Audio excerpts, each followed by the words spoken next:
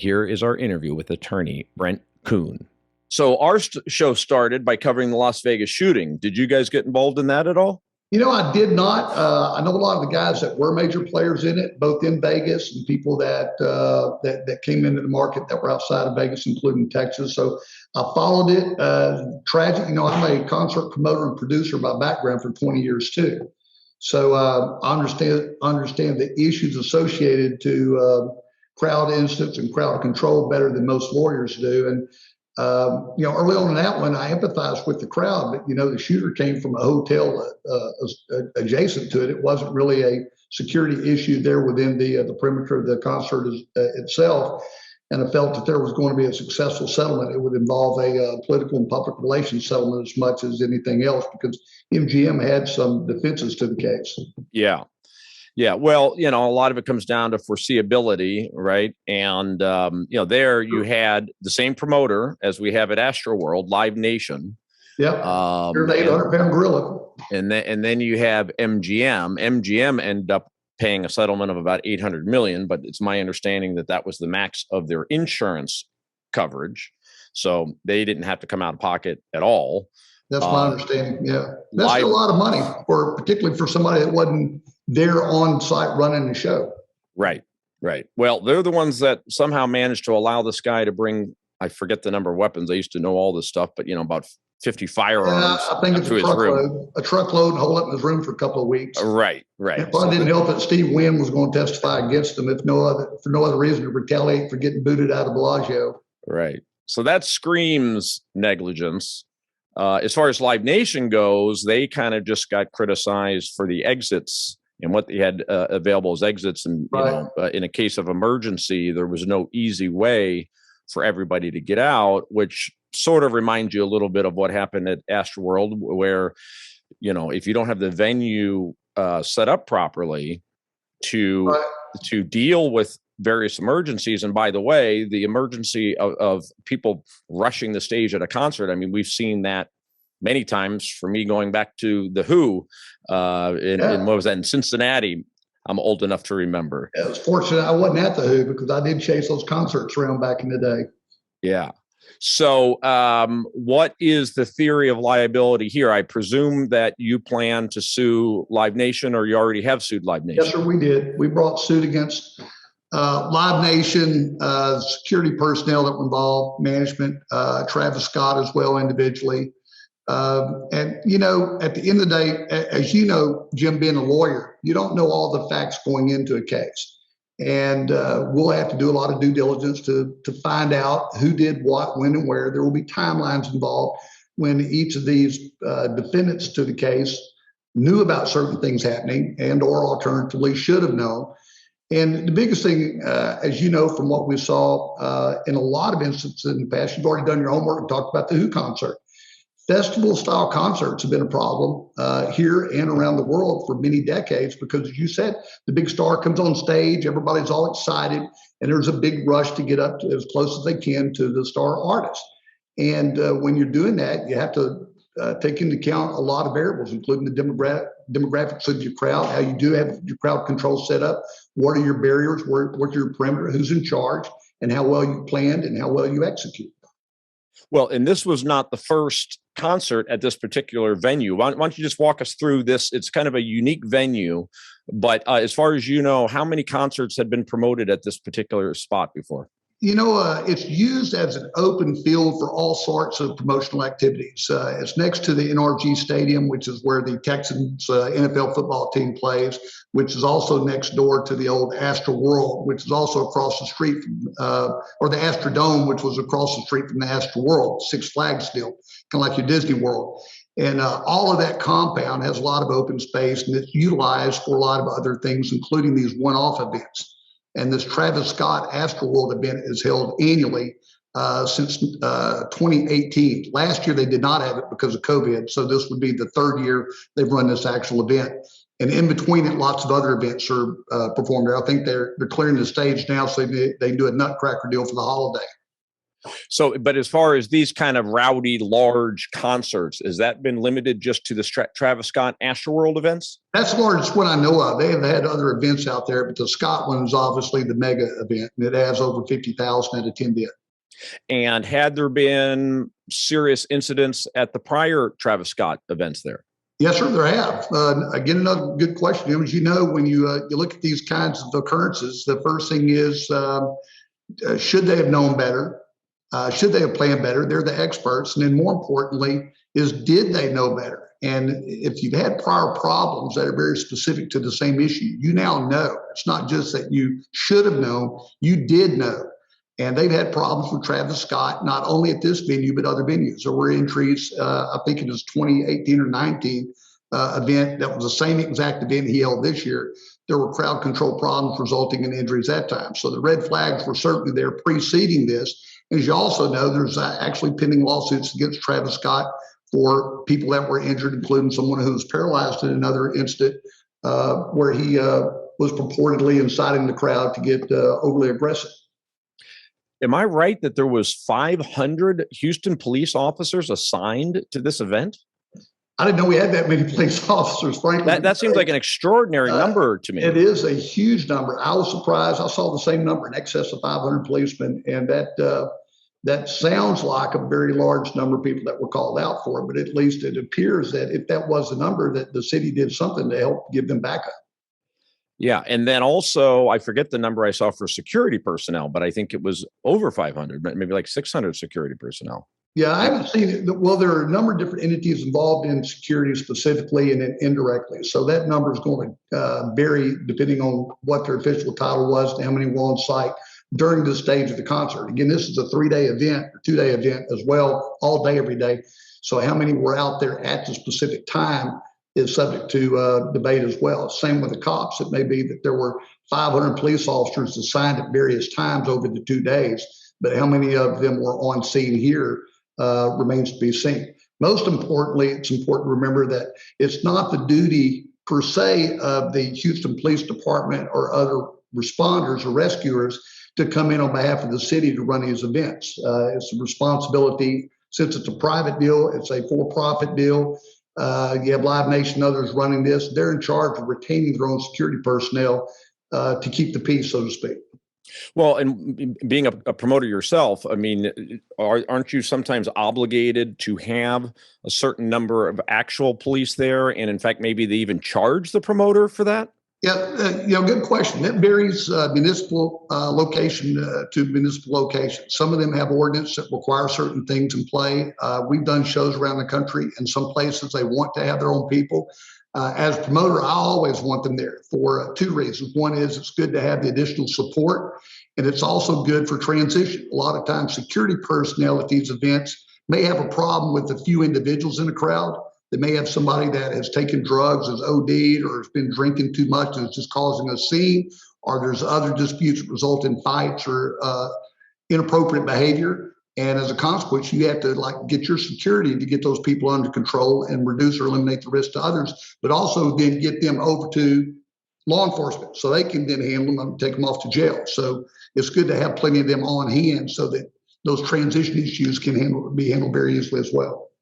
I'm anticipating a potential defense by Live Nation and the other producers, whatever. Like, well, hey, we had 500 Houston police officers there. They didn't intercede in any way or say that we should have done something different or shut this down or shut that down. You can't sue the police, right? So are you concerned that they're going to say, hey, we were just following what the police told us to do? Well, the police aren't in charge of telling them what to do. They tend to suggest to the police where they can use some extra help if and when they need it, or if something happens and gets out of hand where the police feel like they ought to step in. But the responsibilities from a command center standpoint on all these events vests with the venue and with the promoters. Here you would have Live Nation and them all independently setting all this up. So they can't pass the buck, so to speak, and say we hosted this event and then we had a very high energy artist who allowed and encouraged people to climb over barriers and climb over barricades and create a crowd density problem to where people were getting killed. Mm-hmm. And right now, the total dead is 9, the last I heard. There were 8 that night. One that I'm aware of has passed away since then. I also know that there was a very young boy, I think 9 or 10 years old, that was in an induced coma with a very poor prognosis. So it may well be that that count continues to climb. Well, that I think was just announced this morning that he did pass away the night. Well, if he did, then that would be 10. Yes, sir. Yeah. And how about hospitalized? We know that there were several hundred people that were treated on scene, according to the early reports from the medical facilities that were there to triage people that were hurt on scene. I don't know how many of those were transported from there to the hospital. There were some other people that were transported to various hospitals on their own once they left on their own.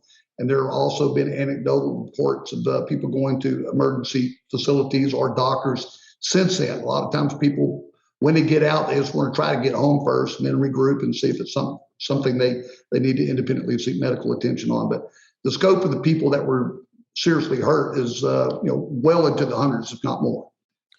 So obviously something was not done correctly, because 10 people are not supposed to die at a concert and hundreds hospitalized and so on. Correct. But what in particular, as we sit and talking today, do you believe they did wrong? We know, Jim, it goes back to, like you said, with the Who concert. The biggest problem with all of these is crowd control. And the crowd control is not just controlling what they're doing and where they're doing it. Most importantly here, it's the density. How thick does the crowd get? And from the Who concert and other ones decades ago, most venues went to assigned seating. So the invitation in a standing room only event where people are allowed to just come up and freely go wherever they can pack themselves in is the recipe for the disaster. That's the first problem. So if you're going to do that, you have to be first and foremost concerned about crowd density issues, because when that crowd gets too thick, people can't move anymore. And that compression alone can result in the types of asphyxiation fatalities that we saw in this case. Yeah. Well, I am a big concert goer myself, and I can tell you that it's still, you probably know this too, general admission floor is still very common. I've just been to 2 events in the last 3 weeks. One was a Rolling Stones concert that had general admission on the floor. And the other was, you ever heard of Rufus Du Sol? I don't know Rufus. Neither did I until I got invited by some friends to go. It's basically an EDM, DJ kind of situation. Oh, I got you. Yes. But this was at a soccer stadium in downtown LA, Banc of California, which is a new venue. And the entire floor was GA. And a ton of people, but it was just kind of a chill crowd. So, as you pointed out before, a lot of it just has to do with the type of people and the type of show. Well, absolutely. That it is. We use, my production company, for example, we have kid shows, Dora the Explorer and Barney. So those are low crowd density concern problems. But in the other mainstream artists, we do country shows. Those are usually ones that don't result in people wanting to pack. We do some of the old country, George Jones and all of them when they were around. Those older crowds were never any kind of threat for crowd control. But then you do the ones in the rock venues where we've done some of the Korn, Slipknot, what you call heavy metal. They get mosh pits and stuff, so there's crowd control concerns there. I've done hip hop with Nelly and other ones. Certainly those kinds of high energy shows increase the risk. So as a promoter, you want to be aware of not only your artist, but also your venue, the layout of your venue, and most importantly, the demographic of your crowd. And Travis Scott is known to be the high energy, encourage people to keep that high energy level up. Those are things you should be very anticipatory of. And then he has these ragers that are the names they give to these guys that go to their shows and get kind of amped up. And when you have that kind of a crowd demographic, you need to be prepared for it. And clearly here they were not. Yeah. Well, it appears that they were certainly on alert, that they knew that they needed, based on this 500 police officer thing, but whatever they put in place clearly wasn't sufficient. I kind of wonder about staffing, because here we are, just kind of coming out of COVID, and the level of service, maybe this is a California thing, I don't know if it's a Texas thing too, but the level of service out there right now is not good. You've got a lot of people that are new to their jobs. They're having trouble getting people to come back to work. A lot of people left jobs and now they're hiring new people. and would not surprise me if you had a lot of very inexperienced security people working there. You know, you have your lawyer hat on again, but I've thought the same thing, and you're the only person that I've talked to or read of. There are a lot of pundits out there right now, but nobody else has brought that up. And I do believe that's a concern. I don't know how much of a role that had to play here, but we do know that when you haven't been regularly running shows for a couple of years as a result of COVID and the social distancing requirements, and you get back out, you know, this show was canceled last year for that reason. But when you get back into it, you know, there's some rust to knock off, dust to knock off, retraining, training people and retraining. And so you got to get back through that curve. And it may well be that some of those issues you just brought up and alluded to were part of the underlying reasons that it happened. Now, again, at the end of the day, there's an operational plan that wasn't properly prepared and clearly wasn't executed. And you can't blame that on rust. Maybe some of the execution, but the planning itself, you're dealing with people like Live Nation that have done tens of thousands of shows around the world for decades. And for them to have such a piss poor operational plan that did not even take into account how to deal with crowd control is pretty pathetic. I think what you're going to find out is there was a lot of people at that event that did not have a ticket to that event that crashed the gate. Are you hearing about this or looking into this? Yeah, we've heard about people crashing the gate. I don't know how many of those were not ticket holders. My suspicion is most of the people were ticket holders, but didn't want to wait through the ticket deal. I haven't seen any of the videos showing what kind of congestion there was at the gate, but it's pretty risky to go all the way out to this kind of arena and get out there and then walk how far you have to walk to get to the gate, to not have a ticket, to try to get in and be turned away.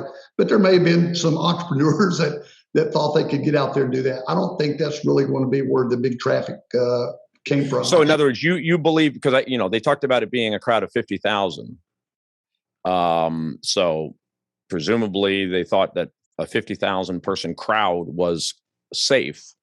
You don't think necessarily that they let in even more than 50,000 inadvertently? Well, yeah, obviously they wouldn't have been able to control that to some level. Again, you would say maybe your perimeter should have been better, but this is in a big open area. There's lots of places people could try to sneak in. And I have no doubt a few people made it through that did not have tickets. Well, there is video. Just in preparing for this interview, I dug around on YouTube a little bit and checked out video. And there's definitely video of people crashing the entrance. To your point, did they have a ticket? Did they not? Are they just rushing through? But they're going through metal detectors, and there's no security at all at the metal detector. Usually, there's somebody standing at the metal detector that, if it goes off, then they stop you.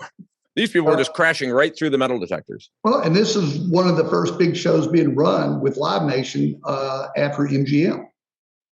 And so all the more important to be sure that you're very well manned there and you're properly monitoring all of the security, particularly the metal detectors. Well, just a little anecdotal story from me going back to this Rufus Del Sol concert, which will give you an idea on staffing issues. So normally when you're entering an event, there's the guy that scans your ticket. It can be kind of a pain. Everything's electronic now. We're scanning your phone. I shouldn't even say ticket. These days it's your phone. Sure. Yeah. So we're in a huge group of people trying to get through the stalls. I mean, it took us, you got to show your Vax card here and so on, but it took us probably 25 minutes to enter the venue. But when we finally get to the point where you're going to show your ticket, there was nobody there. It was a turnstile, like a subway turnstile where you scan, or if you're a skier and you've been through lift lines lately, where there's nobody manning it. You scan your phone against the scanner, and then the turnstile moves once. Well, a lot of people are having problems, including our group, and it was so easy to simply walk around the turnstile that's what we ended up doing, because we didn't want to hold the crowd up. We're having trouble having it scan the ticket, and we're like, screw it. We just walked right in. Yeah. I don't understand how they do that in grocery stores right now. So. Right. But yeah, it certainly invites. I mean, it's one thing to do the trust and verify, but they're on the policy of just trust alone, and that also, as you know, invites. I mean, you're talking about this crowd in particular being a relatively young crowd. Travis Scott's age group is a 15 to 25 group primarily.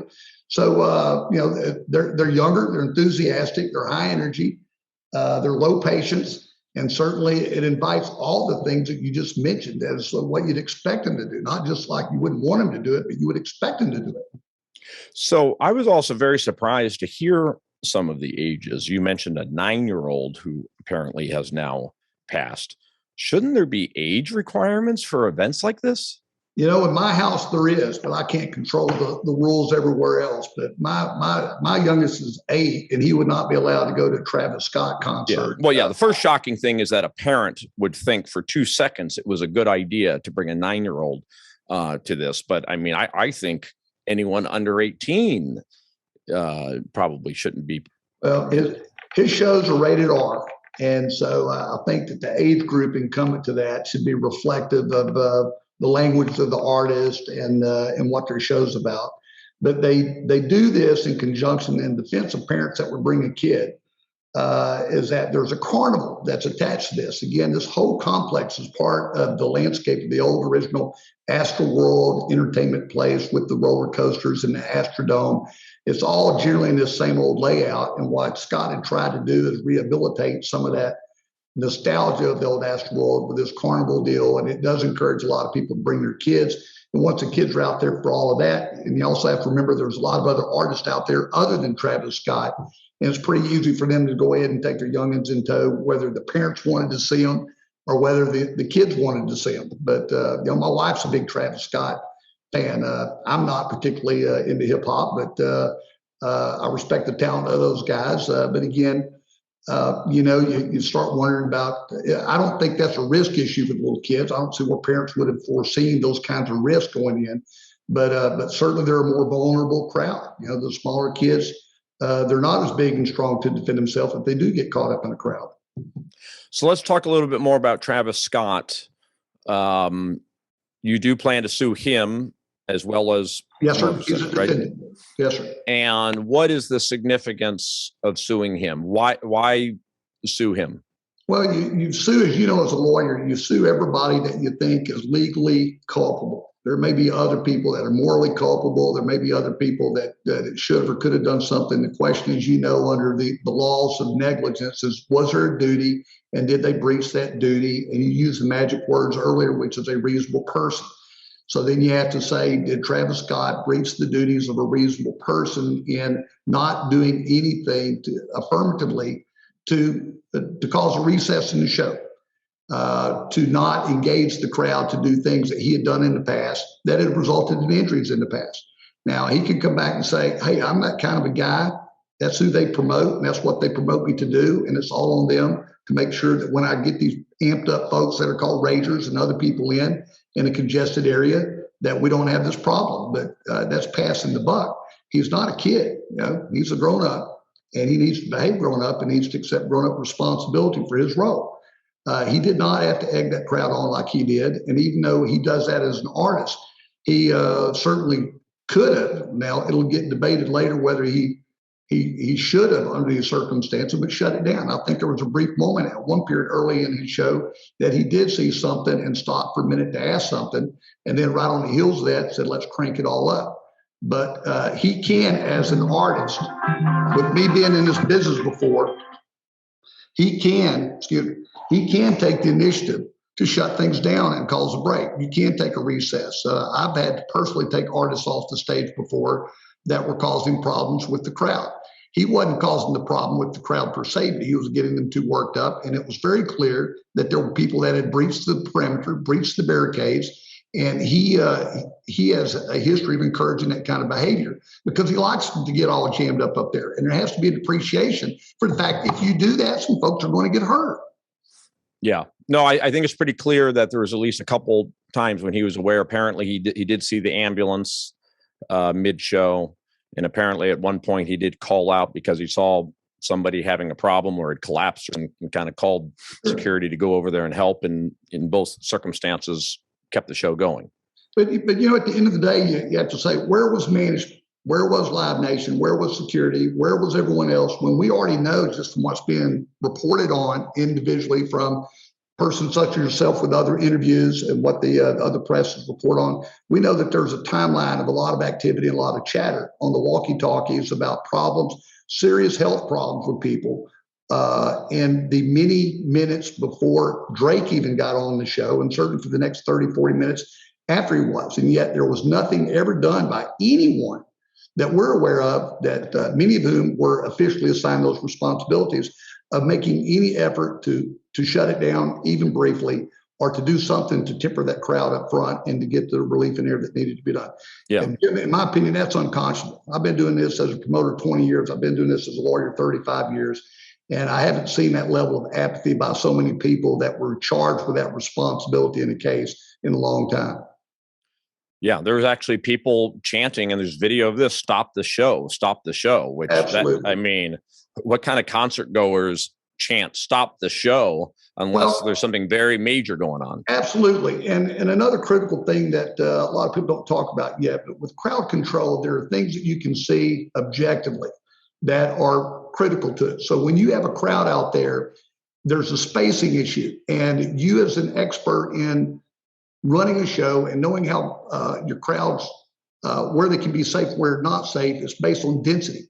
They had drones out there that would very easily show you what the density patterns were for areas of that place. And you can count the number of heads in a certain area and say, this area is too dense. Based on that density, they're going to get into the position where they'll get trampled or they'll get crushed. Those things were all objective, measurable tools in their belt at the time it happened. The drones were out there. The video was available there. The cameras were there. The density was known. And yet nobody acted on that. And that's a huge red flag in the industry. If your density exceeds the safe level, you have to act to reduce the density. And no one did here. So they can go back and say, we didn't know anybody was hurt. We didn't know people were getting crushed. They can say they didn't know specifically. But even if they didn't know, which is a big question, right now, I think a lot of the radio chatter was that a lot of this was known beforehand. You look at the density, and they all knew that density was there, and that was the huge red flag. And if you look at that report that you've talked about, they had a 60-page operational report. You look at the callousness when they're saying, hey, if we get people to die here, don't radio in you have dead people. Radio in that you have Smurfs. That's in the report? Yeah. Hang on. There you go. The operational plan specifically talks about the possibility of dead people. Exhibit 1, here's the Astral World 60-page playbook. And you go to page 24, I think it is. All right, here we go. Yeah, you'll love this. I'll say. You can show it right up there. See where it says traumatic injury resulting in death? Yep. Can you read that? No, go ahead and read it to us. It says, notify event control of a suspected deceased victim utilizing the code SMURF. Never use the term dead or deceased over the radio. Let's see, get that. Crazy. You ever seen anything like that before? I've seen some stuff kind of like it, but I haven't seen anything this specific on this kind of issue. But yeah, when we've dealt with all these refinery explosion cases, we've seen all kinds of stuff before too. But and is that report prepared by Live Nation? It's something they contribute to. It's the master template for all of them to operate off of on the night of the show. So all of the key actors would have been privy to that. Yeah. So you mentioned your wife likes Travis Scott. What is he? She's not perfect. Okay. I mean, I'm no fan of his. A, it's just not my kind of music. B, he just strikes me as a thug and a horrible example to our youth. But call me an old fogey, I guess. But I'm curious. What is his reputation in Houston? Is he hometown hero there? No, he I've read reports that he does a lot for charity, et cetera.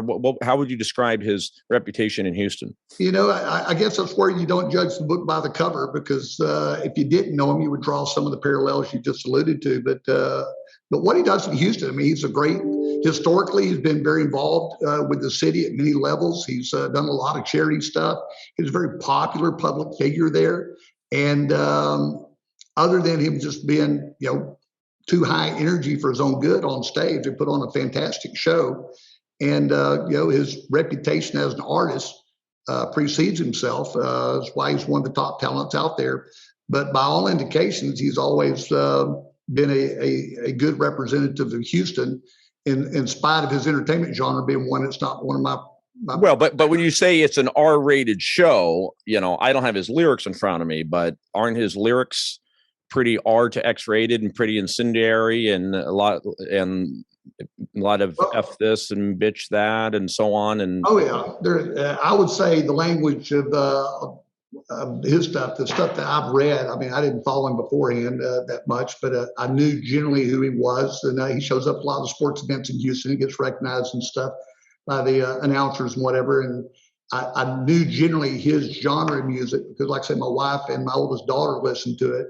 But it's crude. It's I grew up on rock and roll, and I thought some of the rock and roll stuff was kind of crude. And I understand why parents said Ozzy was demonic, but the reality was it was a lot milder than some of the stuff that's out there now, particularly the very graphic sexual references and violence references and stuff like that. And that's part of the show, and I understand it, but that's why it ought to be rated, and they really young kids shouldn't be exposed to it. Frankly, in my opinion. Right. Well, how old is your daughter? I've got a 30-year-old and a 21-year-old, so I can't really control too much what they listen to anymore. But the 8-year-old. What if you had a 14 or 15-year-old that was listening to Travis Scott? Would that concern you? I'd rather her listen to something else, but I think that teenagers are old enough to make their own decisions. There's nothing he says or does they haven't been hearing for years everywhere else anyway. It's not like I grew up without the benefit of cell phones and internet. And it's a different day and age now, and they're all exposed to all that. So, my personal preferences would be no, but I respect their preferences. Yeah, no, times have definitely changed. I remember what a big deal it was when I saw my first R-rated movie, and I was probably 15 years old. And I'm thinking, gosh, kids today are probably seeing R-rated at 8 years old. Oh yeah, X-rated 8 years old. It's pretty easy on a phone. So, getting specific to your case and what you're doing. So, give us kind of a sampling of who you're representing now, and are you taking on clients simply who are attending the event? I know with the Las Vegas shooting that there were certainly claims of PTSD among just about anyone who attended it. Yeah, we, as I said, most of the cases that we get, Jim, are referred to us from other law firms, and our only initial screening filter is that they were a ticket purchasing attendee. I do not know yet where we're going to go with the screening on, did you go see a doctor physically? What, if any, kind of mental problem you have? Did you leave the concert happy or not? There will be some gatekeeping thresholds that we'll have to filter through. But in that early first round, we don't put that incumbent on the lawyers that are getting the cases to filter those. So get them to us, we'll identify them, we'll talk to them, and we'll have to go through the debriefing with them and get the medical records, all the typical triage issues you have to do on your end. But as far as people feeling like we're going to get justice, I mean, any settlement is probably going to come from the insurance companies, right? Yeah, the vast majority of settlements come from insurance companies. And then if there's no skin off their nose to the individuals that have culpability, you question how much the settlement impacts what they do. At the end of the day, as you know, what happens in these legal arenas results in what the insurance companies will cover and not cover, more so than it does changing the conduct of the individual. Sure. And what the insurance company is going to say, hey, you better have the following in your plans and the following security before we insure your next event, right? Yeah. And as you know, many times insurance companies are, I'm not going to say they're lazy about it, but they're just not attenuated to a lot of these specifics until after the fact, and they change their policies accordingly. Is it possible that Travis Scott will be when it comes to being able to insure his future shows? He's certainly going to be a harder risk. And, he was already, removed from the Coachella and a couple of other venues that he had already been retained on. And that may be insurance coverage issues. I don't know. It may be that, at some level, the problem, as you know, is that if you have civil accountability and you have insurance, then you almost have no accountability because your insurance company handles it. Your insurance company hires a lawyer or lawyers. The insurance companies make the decisions on the payment. Insurance companies then fund it, and there's no financial risk to the entities that were insured. As you said, even with MGM, it appears they had settled for what they had in their insurance coverages. So as a public policy firm, our firm's always worked with legislators, both in Washington and at the state assembly level, when we've had cases like this, to try to get something done that changes things legislatively. When we represented, there was a real bad refinery explosion that killed a bunch of people down here 10 or 15 years ago. And we worked with a lot of the media. I thought we worked with your producer on one of those as well. But it was, we brought clients to Washington. Again, this is all on my dime, but we bring them in, debrief congressmen and senators, and try to get laws passed to make refineries safer. So hopefully out of this, we're working with experts in this case already that are working with the panel appointed by Abbott to independently investigate all of this and hopefully come out of it with not only a checklist of things to do that should make it safer, but hopefully we can work with them for legislation that mandates that it be safer. And if it isn't done by that mandate, then there's criminal culpability. I use that case I mentioned with a BP refinery. We were able to get the Department of Justice to criminally prosecute the company in that case and convict them of 15 counts of manslaughter. So when you get that, when you bring the criminal system back in and you can assign some criminal culpability, that's what starts changing things, because when they're just looking at the dollar and making a decision of what kind of security you run, what kind of crowd control you have, how many tickets can you sell, how many can you cram in there, and there's no personal accountability, civilly, financially, or criminally, it induces them to behave in a manner that they wouldn't otherwise. Right. Is there a criminal investigation here?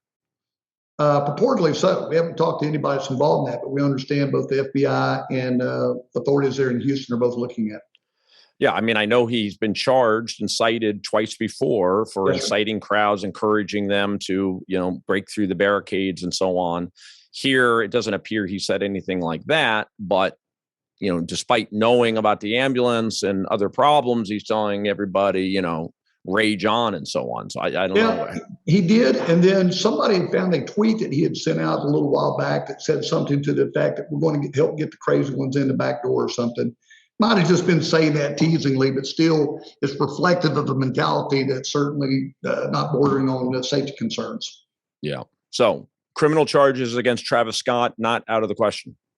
I don't think criminal charges are out of question against any of them. Again, it's too early to really tell where the dust is going to settle on what they knew and when they knew it.